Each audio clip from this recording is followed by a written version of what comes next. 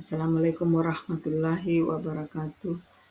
Baiklah, saya akan mempresentasikan tugas review kritis jurnal pada mata kuliah pengolahan limbah pertanian oleh Bunga Intan NIM 2502354108006. Review artikel pertama dengan judul Analytical Methodology Integrated GIS for the Estimation of Agriculture Waste in the Biorefining Process tahun 2022.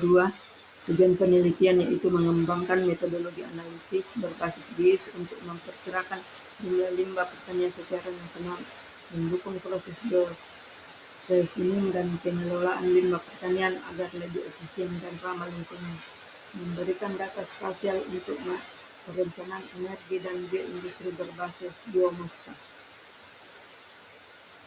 Metodologi dan hasil penelitian metode menggunakan pendekatan FAO, BFF, RA, bioenergi, and food security rapid. Kemudian integrasi analisis numerik dengan sistem informasi geografis.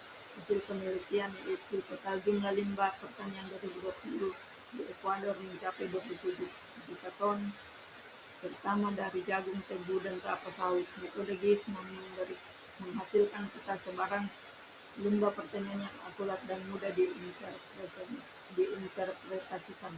Dapat digunakan untuk menentukan lokasi ideal, fasilitas biorefinery, dan logistik pengangkutan limbah. Kelebihannya yaitu menggunakan data terbuka dan perangkat lunak open source, memberikan peta spasial dan estimasi kuantitatif yang relevan untuk perencanaan bioenergi. Kekurangannya belum mencakup analisis ekonomi dan sosial dari implementasi sistem ini. Terbatas pada studi kasus Ekuador, belum diuji di wilayah dengan data yang lebih kompleks seperti Asia Tenggara.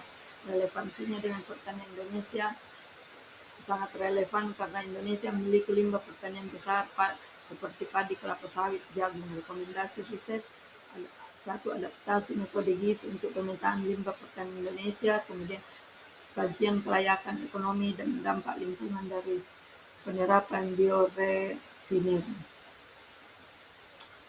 Review artikel kedua yaitu dengan judul Transforming Agriculture Straw Waste in Functional Nanofibers via electrospinning, a sustainable approach. Mengubah limbah jerami pertanian menjadi nanofiber fungsional melalui teknik electrospinning, suatu pendekatan berkelanjutan.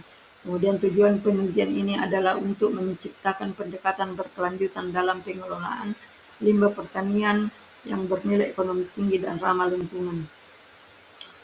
Metode penelitian yaitu kajian pustaka dan analisis eksperimental dari berbagai penelitian tentang pemisahan komponen jerami, penerapan teknik electrospinning untuk mengubah polimer alami dari jerami menjadi serat nan. Hasil penelitiannya, jerami dapat dikonversi menjadi nanofiber berkinerja tinggi yang bersifat biodegradable dan memiliki luas permukaan yang besar. Penggunaan jerami menurunkan ketergantungan pada bahan berbasis minyak bumi.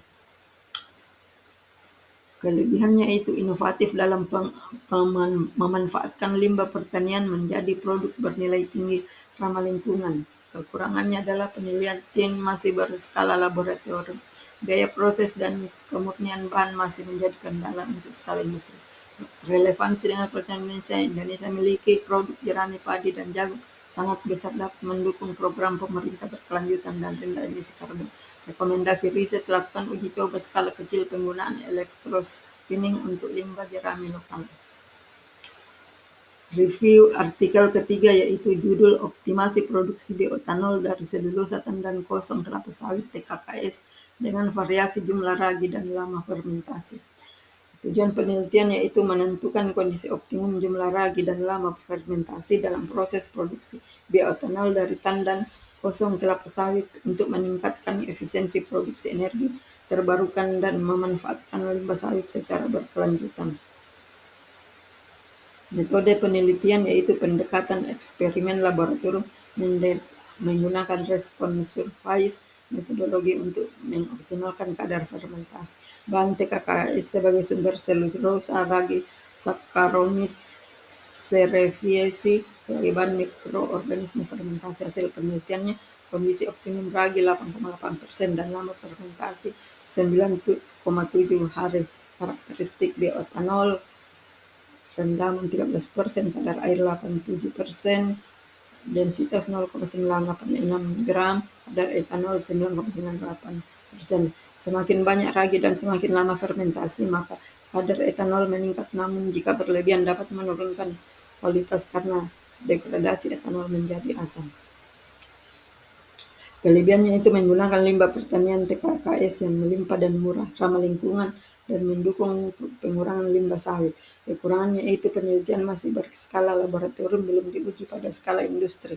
Relevansi dengan pertanian Indonesia sebagai penghasil kelapa sawit terbesar di dunia menghasilkan jutaan ton TKKS setiap tahun yang sebagian besar belum dimanfaatkan.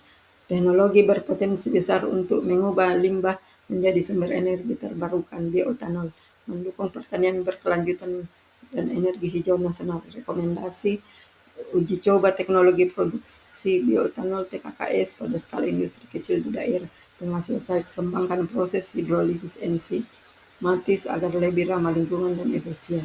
Demikianlah presentasi saya. Saya ucapkan terima kasih. Assalamualaikum warahmatullahi wabarakatuh.